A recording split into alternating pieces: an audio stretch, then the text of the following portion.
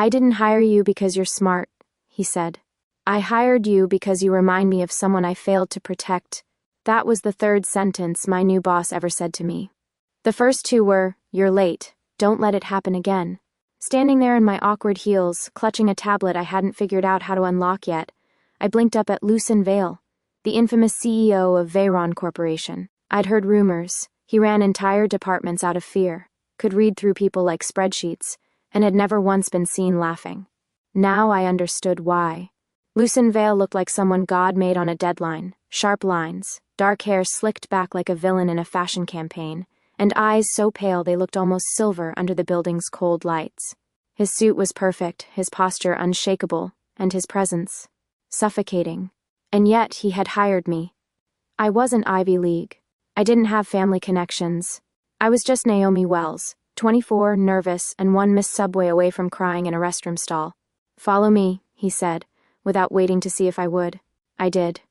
The Veyron building was a steel and glass behemoth in the center of the city. It didn't hum with life. It thrummed with pressure. Every hallway gleamed like it had never been touched. Every surface looked designed for intimidation. No artwork, no warmth. Just mirrors, marble, and motion-censored lights that clicked on a half-second before I stepped forward. Like the building anticipated me. We passed people in sleek suits who barely glanced up. No one greeted Lucen. No one dared. His office was at the very top. Of course it was. We rode in silence in a private elevator that smelled like polished obsidian, and something faintly electric, like air before a storm. "You worked at a law firm before this," he said, still facing forward. "Yes," I answered. "Mason and Kent. 3 years. You lasted 3 years there." I swallowed. "Yes." He tilted his head slightly, and for a moment I thought he might turn and smile. He didn't. Interesting. That was when I started to suspect this wasn't going to be a normal job. His office was a cathedral of glass and stone. No plants, no photos, no hint that a human being actually worked there, except for the bookshelves. They lined the wall behind his desk, old, heavy books with cracked spines and titles in languages I didn't recognize. Some didn't have titles at all, just symbols. He motioned to a small desk in the corner. "That's yours. Don't bring personal items. Don't decorate." I nodded. "There are 3 rules," he continued, taking his seat behind the monolithic black desk. "First, never enter this office unless I call you. Second, never answer my phone. Third, never touch anything on the shelves." A pause. I nodded again, unsure what to say. He studied me for a long beat. I could feel my heart trying to escape through my ribs. "You remind me of someone," he said then softly. My throat tightened. "I do? She had your eyes." He looked away. "And your bad habit of not knowing when to be afraid." That's when he said it. "I didn't hire you because you're smart. I hired you because you remind me of someone I failed to protect." I stared at him, stunned into silence. My fingers were clenched so tightly around the tablet that my knuckles ached. And yet, part of me didn't feel fear, not the kind I expected. There was something hollow in his voice. A grief too old to be recent. A ghost in his gaze, and for a second, just a second, he looked more lost than powerful. The moment passed. "Your tasks will come through your tablet," he said, like the previous exchange never happened. "Don't be late again." With that, he turned his chair toward the window and dismissed me with silence. I left his office with trembling knees and 1,000 questions. And as the elevator doors closed, I couldn't stop replaying his words. Who was she? And why did I feel like I already knew? On my second day at Veyron Corp, I made 3 mistakes before noon. I printed the wrong spreadsheet, forgot to bring Lucen his black coffee, 2 sugars, no cream, and called someone from sales by the wrong name in the elevator. She corrected me with a smile so tight I thought it might shatter. But the weirdest thing? None of those mistakes were the strangest part of my day. No, that came later, after the lights flickered. After Lucen handed me a task that shouldn't have existed. The main office floor of Veyron was sleek and cold, with that minimalist, high-tech perfection that made you feel like a fingerprint was a sin. The desks were matte black, the computers looked like military-grade tech, and everything was too quiet. Like the hum of human activity had been dialed down to 3%. I was setting up my corner when Tessa popped up beside me, all fire engine red lipstick and oversized earrings that absolutely broke the dress code. "You must be the newbie." she said, voice light. Naomi, right? I smiled nervously. Yeah, that's me. Tessa? She said, sticking out a hand. Her nails were glittery. Her handshake was firm. PR team, professional fire extinguisher, sometimes emotional support clown. I laughed before I could stop myself. She had the kind of energy that didn't belong in a place like this. Too loud, too bright, too alive. And yet, something about her smile was off. Not fake. Just too practiced. You'll get used to it, she said, nodding toward Lucen's door. Just breathe deeply and don't try to understand him. Logic doesn't work. That wasn't exactly comforting. Mid-morning, I got my first real assignment. Lucen called me into his office. No knock needed, his door always opened just as I raised my hand, and slid a manila folder across the table. I need this document retrieved from archive room B12. I blinked. Sir. B12 isn't on the directory. I'm aware, he said simply. I hesitated. Should I? You'll find it, he said, like gravity. I left his office feeling like I'd been handed a treasure map and told to avoid the dragons. The archives were in the basement, predictably dim and unnecessarily massive. I wandered through aisle after aisle of dusty files and old machines that looked like they hadn't been touched since the Cold War. Eventually, I ran into a man sitting at a desk covered in ancient-looking ledgers. He wore a cardigan, glasses, and an expression like he'd already seen the end of the world and decided it wasn't that impressive. Mr. Mori? I guessed. He looked up slowly. His eyes were deep-set, calm, and too sharp. Yes? I'm looking for a file. Room B12? A pause. That room doesn't exist, he said. But my boss said. He tilted his head. Ah. That boss. There was something in his voice. Not fear. Not mockery. Recognition. Turn left past the microfilm section, he said finally. If the door opens for you, you're allowed in. If. He didn't answer. It did open. And inside I found exactly what Lucen asked for.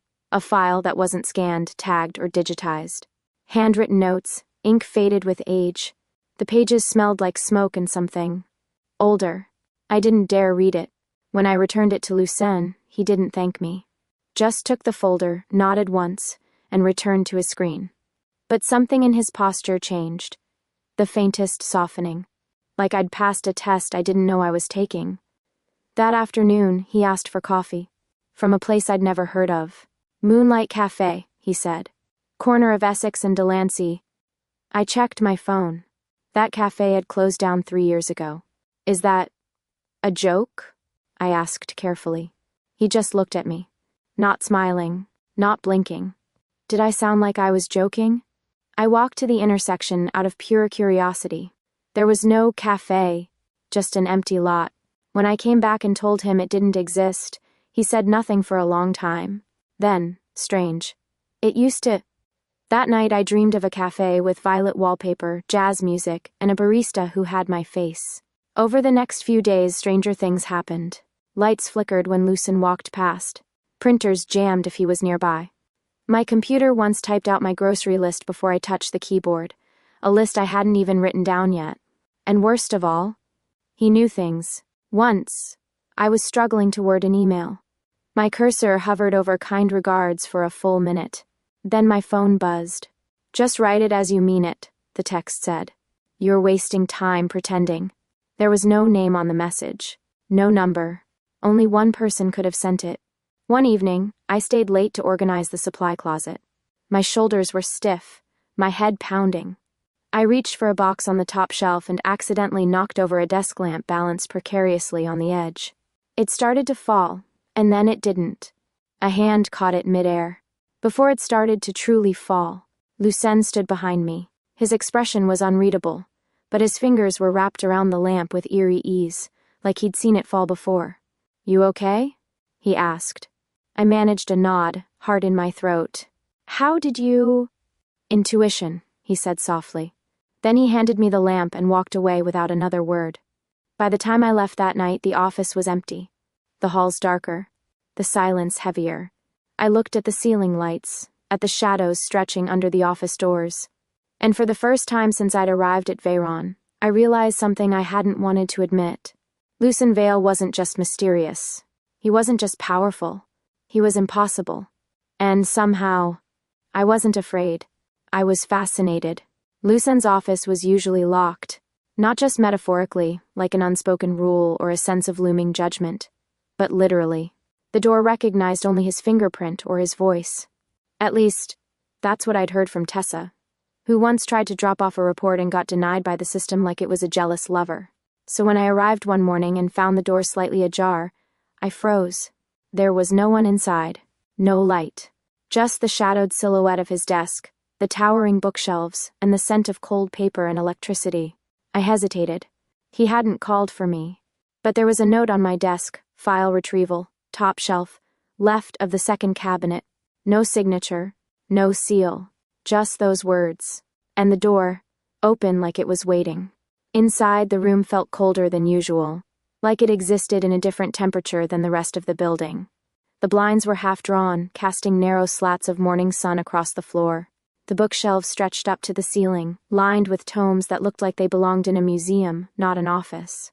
I scanned the left side of the second cabinet. Nothing out of place, except for the case of glass I hadn't noticed before. It sat low, tucked in behind some volumes, framed in dark wood and sealed like an exhibit. Inside was a single, ancient-looking book bound in worn black leather, embossed with silver that shimmered oddly in the filtered light. There was no title, no author, just a symbol on the front, a circle with 4 intersecting lines, and a wax seal the color of ash. I bent down, unsure why I felt drawn to it. The case wasn't locked. My fingers hovered over the glass. "Don't touch anything on the shelves," he'd said. But this wasn't on the shelf, just behind it. I know how that sounds, like rationalizing theft. But something about the book, it didn't feel like it was waiting to be stolen. It felt like it was waiting to be remembered. I reached for the latch. It clicked softly, too easily.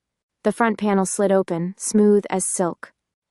The moment my fingertips brushed the book's surface, everything changed.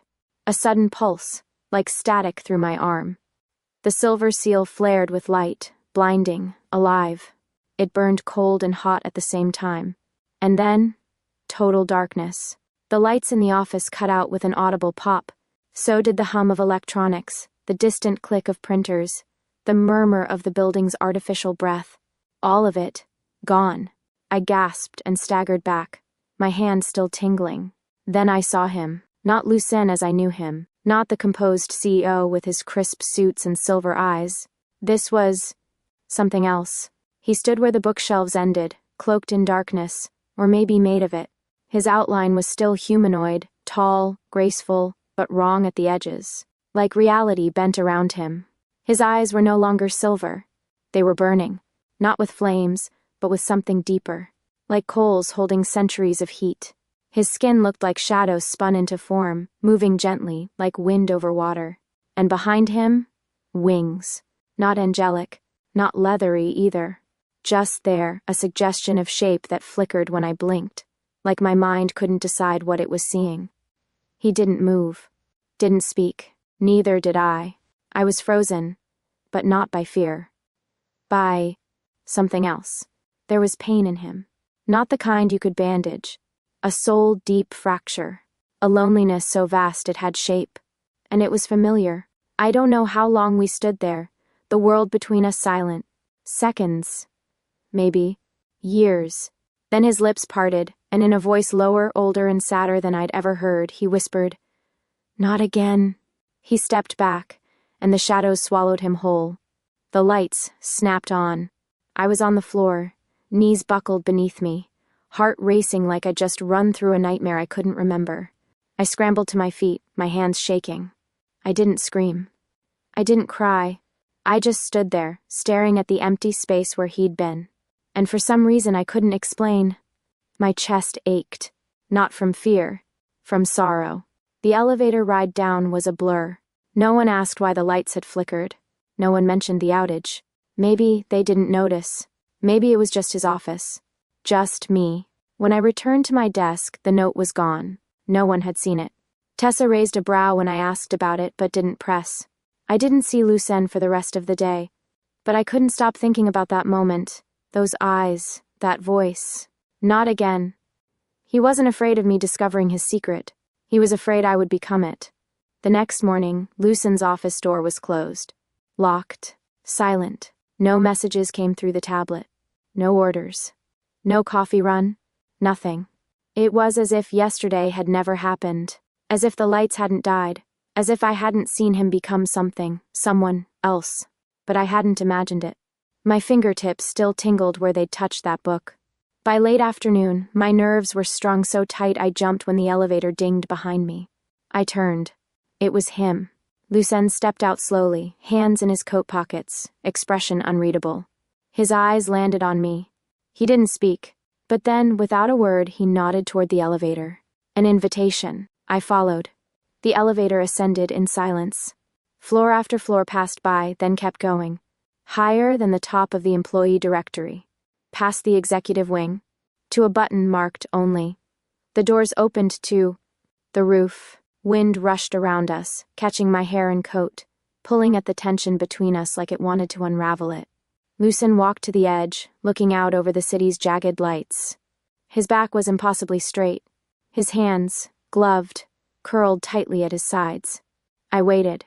He didn't look at me when he spoke. I know you saw. And yet you didn't scream. My breath caught. I didn't know what I was seeing, I said quietly. Still don't. He finally turned. There was something strange in his expression. Not anger, not fear. Almost resignation. She screamed, he said. I blinked. Who? His eyes searched mine, as if trying to confirm something he already feared. She looked just like you. Her voice, her laugh, the way she always forgot to zip her coat when it rained. His voice was quieter now. Her name was Leora. The name hit something in me like a soft drum beat. She died, he added, almost to himself. Because I was late. Because I thought I could fight fate. Silence stretched. Are you saying I'm her? His lips twisted, like he hated the question. Or hated that he'd considered it too. I don't know, he said. Maybe you're her. Maybe you're someone else entirely. Maybe you're the punishment for loving her at all. I didn't speak. I couldn't. My mouth had gone dry. My thoughts tangled. He stepped closer, and the wind stilled for a moment, as if the world held its breath with me. When you touched that seal, he murmured, something woke up. Not in me. In you. A chill moved through me. I've been dreaming. I didn't think they meant anything. They do, he said. Everything means something. He looked away again, his voice so quiet I almost didn't catch it. I don't want to lose you twice. Later, I found myself in the archive. The lights were low. Mr. Mori wasn't at his desk, or maybe he was watching from the shadows. I didn't ask. I wandered past the rows of forgotten knowledge, trailing my fingers across spines older than the city itself, unsure what I was looking for. Answers? A name? My own reflection? Eventually, I came to a shelf labeled only personal. A single drawer, unlocked. Inside was a photo. A woman. Dark curls, small mouth, eyes that looked like they'd seen too much and smiled anyway. She looked like me, but not just like me. The smile curved the same way. The scar near the brow, faint but visible. Leora. I didn't know her. And I missed her. In the elevator on my way back up, Tessa joined me. Her lipstick was a little smeared, her ponytail a little looser than usual. She didn't say anything at first. Then, as the elevator began to climb, she spoke softly, without looking at me. Sometimes, it's better not to fall for someone you can't save. I turned sharply. What do you mean? She smiled, not her usual bright, perfect one. This smile was crooked, real, tired. Lucen's not what you think. He's not just a storm waiting to happen. He's the eye of something older. You sound like you've met people like him before. She didn't answer right away, just pulled back her sleeve. There, near her wrist, was a faint mark, a small sigil, inked in a shape I'd seen on the silver seal. You had a contract, I whispered. Have, she corrected softly. Not all debts are paid in this lifetime. I stared at her. Tessa winked, stepped off on the next floor, and disappeared into the hallway like she hadn't just shattered everything I thought I knew. Back at my desk, I stared at the blank screen of my tablet. Lucen hadn't messaged me since the rooftop. My reflection in the glass looked back at me with uncertain eyes. Maybe I was her. Maybe I was someone else entirely. But I knew one thing with terrifying clarity. He wasn't the only one who was remembering something. The first time I saw Aaron Singh, he was standing in the center of the executive lobby, smiling like he owned the place. Technically, he might have. He was one of the newest investors in Veyron Corp, a private backer with enough influence to bypass normal channels and walk straight into the boardroom. Tall, sharply dressed in a midnight blue suit, and with the kind of charm that made people want to follow him, Aaron looked like the kind of man who'd sell you your own secrets and have you thank him for the privilege. His eyes were warm. Too warm. Like the fire in a fireplace that's just a little too high, a little too close to your skin. He introduced himself at the morning briefing. "Pleasure to meet you all," he said, scanning the room. "I'm excited to be part of Veyron's next evolution." His gaze paused on me. Just for a second. But it landed. Like a mark. Afterward, as I returned to my desk, I found him already waiting. "Naomi Wells," he said smoothly. "You're the one who keeps Lucen from collapsing under his own workload." I gave a polite smile. I'd like to speak with you sometime. About your future here." My stomach tightened. "My future?" He smiled again. "Lucen's eye for talent is rare. You're underused. I think you could go far, if given the right push." There was something too quick about his interest. Too intentional. I'd been in the background for weeks. Now suddenly, someone powerful noticed me, immediately after I'd started dreaming in someone else's memories. The timing was wrong. Everything was. That afternoon, I passed by Lucen's office. His blinds were drawn, which never happened. From the gap between the slats, I could see him standing motionless by the window, arms crossed, jaw tight. Watching Aaron in the lobby below. He didn't look curious. He looked braced, like something was coming, and it had his name written all over it. Later that day, I went to the archive. I told myself it was to return a mislabeled document, but in truth, I needed to breathe. I needed the stillness of the rows and the smell of ancient paper, and Mr. Morey's strange, comforting presence. He was there, of course, as if he always had been. Reading something handwritten in a language I couldn't identify. "You feel it too," he said without looking up. I didn't ask what. I didn't need to. "Yes," I admitted. He finally raised his eyes. "Beware of the ones who shine too brightly," he said. "They blind you to the ones who cast no reflection." I frowned. What does that mean? But he had already returned to his reading. Back upstairs, I ran into Tessa in the break room. She was making tea, her hands shaking slightly as she poured the water. "You okay?" I asked. She didn't meet my eyes.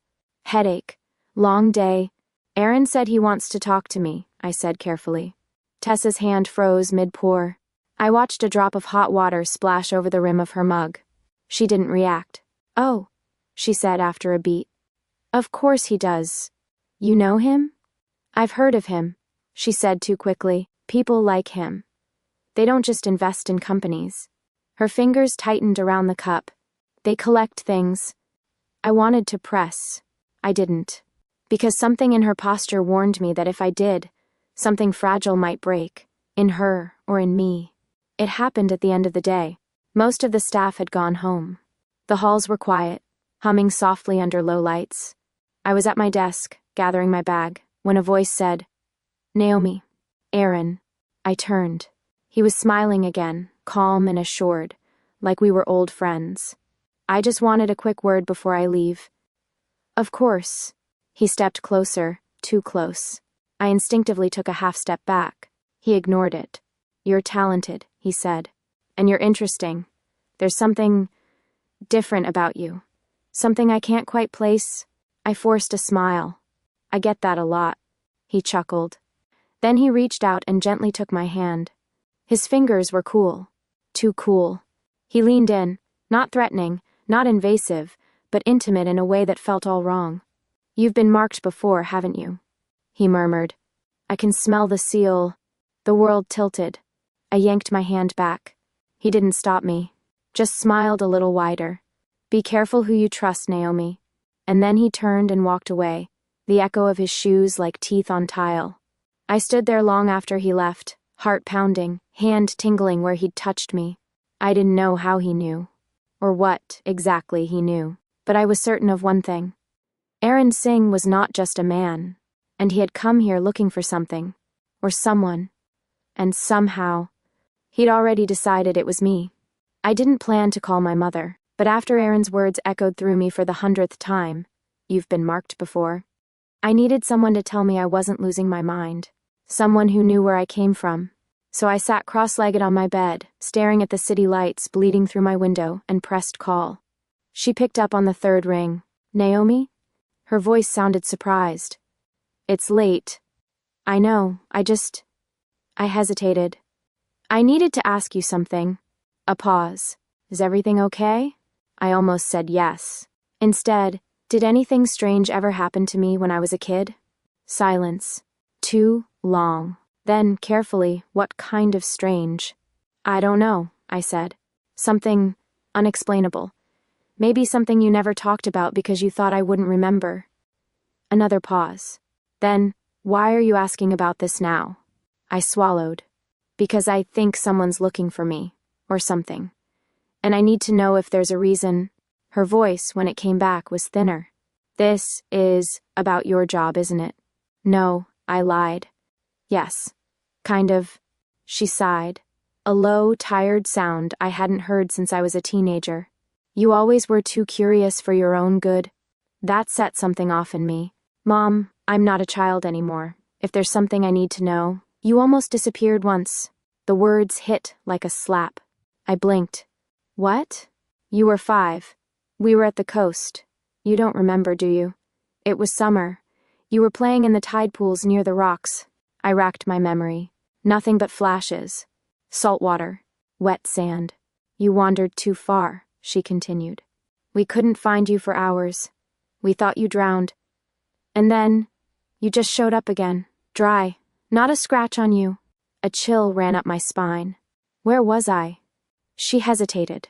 "You kept saying a woman had taken you, a lady with long black hair and silver eyes. You said she told you to be quiet, that he would get angry if he found out." I stopped breathing. "Silver eyes. I thought you were imagining it," my mother said. "Kids make things up."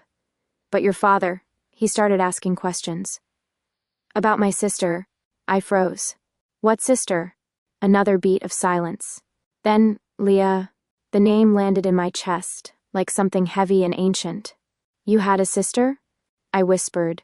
"I had a sister," she confirmed quietly. "She died when you were still a baby. Car accident." "That's the story we told everyone.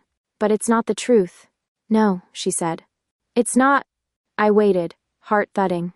"Leah wasn't like the rest of us," my mother said. "She was always different. She'd talk to shadows, predict things before they happened. People said she was just imaginative, but your grandfather, he knew better. He said she was cursed." "Was she?" "She was gifted, and reckless. She fell in love with something she shouldn't have." The air in my room seemed to thin. Someone, she corrected.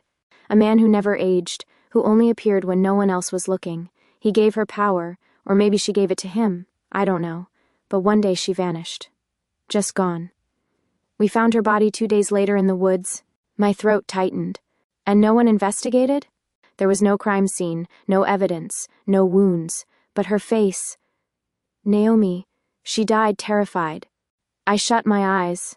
"Leah, silver eyes, witch, woman, sacrifice. And she looked like me. Why didn't you tell me?" "I wanted you to have a normal life. That's why we moved, why we never let you near the coast again. I hoped, whatever it was, it would forget you. But it didn't," I said softly. "No," my mother whispered. "It didn't." That night, I couldn't sleep. My mind ran wild, chasing images I couldn't quite hold. A face I'd never seen. A voice I hadn't heard but somehow remembered. And always, Lucen, just out of reach. I finally drifted off sometime after 3 a.m., and I dreamed. There was water, warm, red, endless. I was lying on something cold. Stone? Earth? I couldn't tell. My dress clung to my skin. Torn. Heavy. I couldn't move. Above me stood a man with silver eyes. Lucen. But he wasn't looking at me. His eyes were closed. His hands were shaking. Blood, Maybe mine, maybe someone else's, stained his sleeves. I was supposed to protect you, he whispered. I tried to speak, but my lips wouldn't move. He knelt, cradling my face in his hands. I tried. A tear slipped from his eye, landing on my cheek like ice. Then he stood and turned away. And the world crumbled into ash. I woke with a scream trapped in my throat, and my sheets soaked with sweat. The sun was rising, and I no longer doubted. I wasn't just a girl with a strange job and a cursed boss. I was part of something older, something that had been hunting my family for a long, long time. They say knowledge is power, but I was starting to learn that in this world, the world behind the polished glass of Veyron Corp, knowledge was also a weapon, and someone was getting ready to fire. The morning began with whispers, emails that vanished before you could reread them, staff who avoided eye contact, an emergency board meeting called without Lucen's knowledge, and with Aaron Singh's fingerprints all over it. I didn't need to see the agenda to know what it was about. Lucen. By noon, Tessa found me in the hallway outside the executive suite. Her eyes were darker than usual, her lipstick smeared at the corner. She looked like someone who'd seen the end of the world already, and was still trying to smile through it. He's going to expose him, she said quietly. Today, publicly, with proof. What proof? Documents, signatures, photos, security logs. I don't know how he got them, but they'll look real. Her voice cracked. He wants him erased, Naomi. I felt like I couldn't breathe. But why? I whispered. Tessa looked at me like I already knew the answer. Because Lucen broke the rules. He stayed too long. He got involved. He loved. I found Mr. Mori in the archives. He didn't look up when I entered, just slid a small cloth-bound book across the desk toward me. What is this? I asked. Protocol, he replied. Old rules. Before boardrooms and contracts. Before glass towers and illusion. I opened the book. The text shifted under my eyes like it was alive, symbols flickering between languages I didn't recognize and words I couldn't understand, until they suddenly made sense. Trial by Mark. Shield by blood. Voice by truth. If you speak in his defense, Mori said, you must be willing to bind your word to him. As protector. As witness. I looked up. What happens if I do? You stand between him and the hunter, he said simply. And what survives that, if anything, becomes legend. The boardroom was cold, not by temperature, but by tension. 12 chairs. 10 filled. Lucen's was empty. Aaron stood at the head, sleeves rolled, smile just a shade too sharp. This isn't a witch hunt, he began smoothly. This is a safety measure. A correction of oversight. He tapped a tablet. Screens lit up behind him. Images of Lucen caught at odd angles. Eyes too bright. Shadows bending unnaturally. One photo showed him mid-motion, arm extended toward a man who had frozen in place, like time had paused for everything but Lucen. Gasps circled the room. Aaron turned toward me. And our assistant here, Naomi Wells, can confirm. Can't you? All eyes swung to me. My legs were trembling. My fingers clenched the old book in my lap. I stood slowly. My voice shook at first, but grew stronger with every word. You're right. He's not like the rest of you. Murmurs. Aaron's smile tightened. He sees what others don't. He remembers what the world tries to forget. I took a breath. And he saved me. Again and again. Naomi? Aaron said warningly. I opened the book. A pulse echoed through the air. Deep, resonant. The lights dimmed. The walls hummed. I choose to protect the monster who saved me. The air cracked. Energy exploded in the room. A sharp, violet wave of pressure that knocked over chairs, shattered one of the screens, and made several people cry out. Aaron's expression twisted. No longer polished, no longer calm. His eyes glowed gold. Foolish girl, he hissed. You bound yourself to him? I did, I said. And I'm not sorry. Behind me, a presence. Lucen appeared, not from the hallway but from shadow itself. No suit, no mask, just him, cloaked in what he truly was. Not a beast, not a devil, but something older, grander, broken, and beautiful. He stepped between Aaron and me. No more games, he said. Aaron snarled and lunged. The room erupted in light and dark, a clash of forces that bent the edges of reality. Shadows writhed, light splintered. The boardroom ceiling cracked. I was thrown backward, caught midair by a barrier Lucen conjured without looking. They fought in silence. No shouting, no screams. Just raw, unfiltered power. Aaron burned like the sun. Lucen moved like the absence of time. And then, a shape collapsed. Aaron was gone. Dispersed. Dissolved. Banished. The room fell still.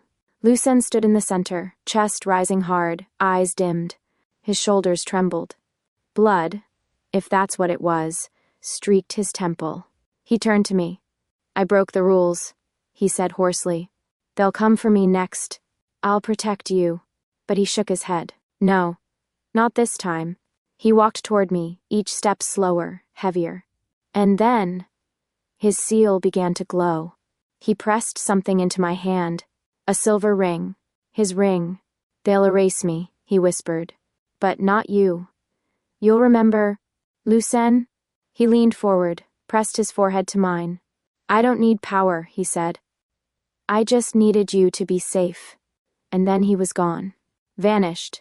Not like a ghost, but like a truth being hidden by the world itself. In the silence that followed, I realized two things. First, Tessa was gone too. Her desk cleared. Her name removed from the system.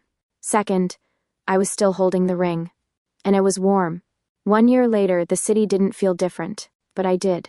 The elevator doors still dinged the same way every morning. The streets still groaned under the weight of 9 a.m. ambition. Coffee still tasted burnt by noon. But somewhere along the way, I had stopped walking like a shadow of someone else. Now I walked like someone who had chosen to stay. I was no longer Lucen's assistant. I was director of special operations, a role they invented just for me after the boardroom incident. No one could explain, but no one forgot. The official story was electrical failure. The real one lived only in me, and in a silver ring I wore on a chain around my neck. I touched it sometimes when I felt alone, not out of sadness, out of gratitude. Lucen had vanished from every database. No digital footprint, no trace. Even the building's security feeds glitched whenever I looked for him. Like reality itself had redacted him. But I remembered. He had made sure of that. It was a Thursday afternoon when I wandered into August Moon Cafe, a little corner spot with soft music, plants that weren't fake, and croissants that always sold out too early. I came here often, not just for the quiet, but because of the window. The corner table near the back had the best view of the sidewalk. People passed, paused, kept walking. I never knew what I was hoping to see, until I saw him. He stepped through the door like he'd always belonged there. No suit, no tie, just a dark coat and quiet confidence. I froze mid-sip. Same height, same walk, but not quite the same man. His eyes were still silver, but softer now, not glowing, not burning. His aura wasn't heavy, just present, alive. He saw me the moment I saw him. No surprise in his gaze, just something like relief. He ordered tea, sat down across from me like it hadn't been 372 days since he vanished. Hi, I said softly. Hi, he returned. We stared at each other for a beat. You look. I stopped. Tried again. You look here. He smiled. I am. I blinked. How? I gave up everything that kept me tethered to the in-between, he said. Power. Influence. Memory. But you remember me, I said, voice catching. His eyes warmed. I carved that part into the only thing I couldn't burn. I touched the ring under my blouse. So, what are you now? I asked. His answer came without hesitation. Free. We talked for over an hour. Not about demons or seals or ancient rules. About books. About cities we wanted to visit. About how the coffee here was better than most of the overpriced places downtown. He asked about Tessa.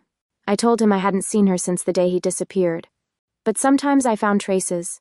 A flower on my desk that no one claimed. A post-it with a joke I hadn't written. He asked about Mr. Mori. I said the archive still existed, but now it was always locked. He didn't ask if I was okay.